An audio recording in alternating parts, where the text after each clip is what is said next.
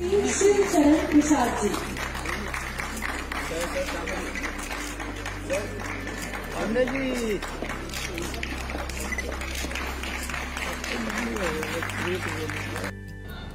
नमस्कार, मैं हूं बिमलेंदु और इस समय मैं हूं बिहार बाल भवन किलकारी के प्रांगण में और मेरे साथ हैं रवि भूषण मुकुल जी जो यहाँ नाट्य विधा के प्रशिक्षक हैं।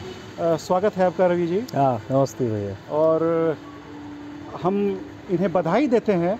रवि भूषण जी बिहार कला पुरस्कार से सम्मानित हुए हैं, पुरस्कृत हुए हैं। बहुत बहुत बधाई रवि जी। मुकुल जी, आप सामान्य बच्चों के साथ तो जुड़े ही हुए हैं, उनको तरह तरह की ट्रेनिंग, एक्टिंग से रिलेटेड, थिएटर से के तमाम विधाओं से रिलेटेड, लेकिन आप स्पेशल चाइल्ड के ट्रेनिंग से भी जुड़े हुए हैं। जी जी जी। जो स्पेशल चाइल्ड का मेरा मतलब है जो दिव्यांग बच्चे हैं, नेत्रहीन बच्चे हैं, उनको भी आपने जाके ट्रेनिंग दिया है। उनको ट्रेनिंग देना कितना मुश्किल होता है और कितना उनकी ग्रास्पिंग कैपेसिटी होती है सामान्य बच्चों की तुलना में? उनका ये बहुत अच्छा सवाल है सर। जब मैं तो वो ये था मेरे लिए कि पत्थर पे घास उगाना है। ब्लाइंड बच्चे हैं और उसमें भी लड़कियां और सीनियर लड़कियां और छोटे छोटे बच्चे भी थे। तो एक जो उनका असहजता किसी के साथ, ये सब भी ध्यान में रखते हुए ट्रेनिंग को देना अपने आप में मेरे लिए बहुत टफ था। और मेरी लर्निंग भी थी कि मैंने सोच लिया था कि मैं करके रहूंगा इनके साथ, काम तो करना है इसके साथ। जिद थी कि मैं इसके साथ एक नाटक तो बनाऊंगा ही बनाऊंगा। तो नाटक में गाना भी है, उछल कूद भी है। तो मैंने महसूस किया कि इनका साइन लैंग्वेज गड़बड़ था। जैसे इधर आओ तो कोई ऐसे कर रहा है, कोई ऐसे ऐसे ऐसे कर रहा है, यानी हाँ विजुअलाइज तो नहीं कर रहा। तो मैंने साइन लैंग्वेज पर काम किया। मैंने पकड़ा कि इनका साइन लैंग्वेज नमस्कार करना है तो नमस्कार कर लेते थे।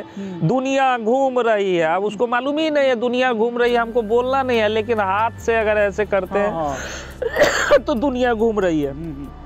तो मैंने अंधेर नगरी उनके साथ किया। तो अंधेर नगरी में साइन लैंग्वेज कौन कौन से थे उसका मुझे स्टडी करना पड़ा। एक एक डायलॉग से मुझे साइन लैंग्वेज निकालना पड़ा कि कहाँ है, राजा बोल रहा है इधर आओ, तुम जाओ, आइए महाराज।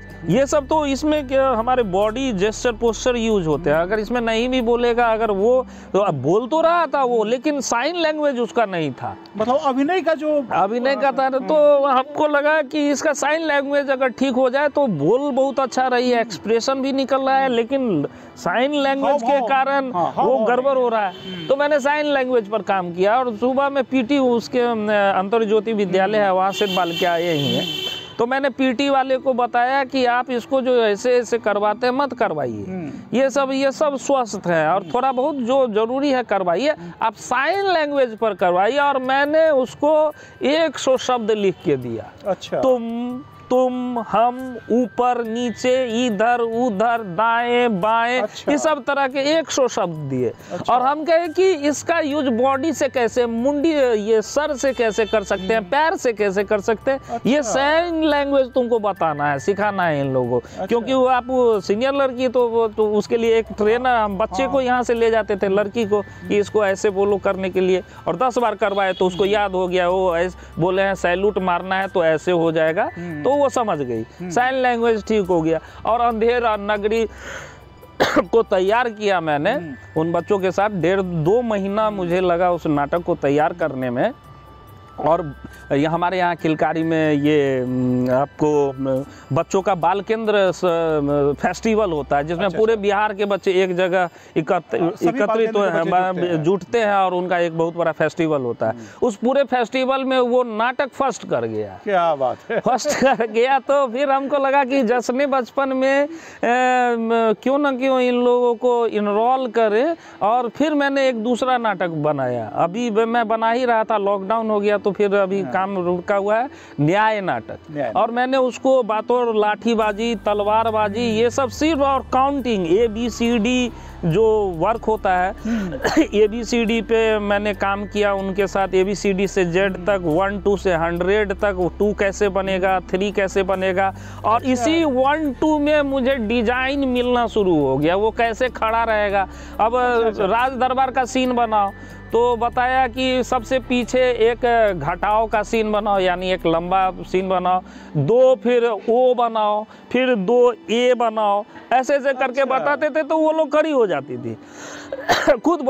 उसके बाद धीरे धीरे उसको उनके तरफ से काफी पॉजिटिव वो करती थी बच्चे लोग, उसको हाथ पकड़ के भी ये ऐसे बनेगा, भी ऐसे बनेगा, ये सब करवाना पड़ता था। 3-4 बार जब हो गया, और वो लोग ये स्पर्श को वो बहुत जल्दी ये करते हैं कि क्या कहने की कोशिश की जा रही है। ये सब भी उन बच्चों का ये बहुत, तो वो स्पर्श एक दूसरे को करती थी, सिक्स्थ सेंस उसका बहुत ये। तो मेरे बगल में अगर सीमा खड़ी है और सीमा के बगल में बबीता खड़ी है, तो वो लोग स्पर्श से समझ जाती थी कि उसके बगल में सीमा है, उसके बगल में बबीता है, उसके बगल में सोनी है। तो फिर वो ये बना देती थी, तुम नहीं हो तो जल्दी जल्दी हो, गेम तो ये कौन है, अंकिता कौन है, इसे हम इधर है, और ऐसे ऐसे करके A बन गया, B बन गया, C बन गया, D बन गया, ये सब प्रोसेस काम कर गया तो डिजाइन यहाँ से निकलना शुरू कर गया। और वो एक झिझिया, उसी में एक सीन था, वो एक गाना सुनते हैं, तो उस गाना में ट्रेंडिंग में आप भी थे। वो झिझिया का जो गीत है, क्या बोलते हैं, तोहरे भरोसे बरहम बाबा, तो वो गीत सुनते हैं।